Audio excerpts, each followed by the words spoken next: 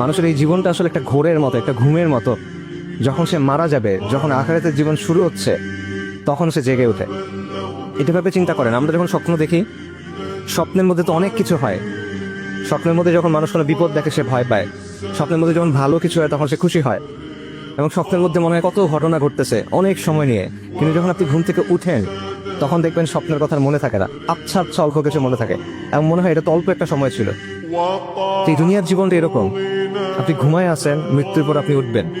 যেটাকে আজকে আমার কাছে সবচেয়ে গুরুত্বপূর্ণ মনে হচ্ছে, কবরের জীবনের সময় মনে হবে যেটা কিছু ছিল না। বিচারের দিবসে বিচার শুরু হওয়ার আগে আপনার কাছে মনে হবে এটা কিছু ছিল না। বিচার শুরু হয় নাই এখনো, জান্নাত জাহান্নামের জীবন এখনো শুরু হয় নাই। জাস্ট ইয়াউমুল কিয়ামাতে বিচার শুরু হওয়ার আগের যে সময়টা, ওই সময়টাতে আপনার কাছে মনে হবে যে দুনিয়ার জীবন এটাতে একটা মুহূর্ত ছিল শুধু। কিন্তু এখন আমরা সবকিছু ভুলে এই জিনিসটা নিয়ে চিন্তা করতেছি শুধু।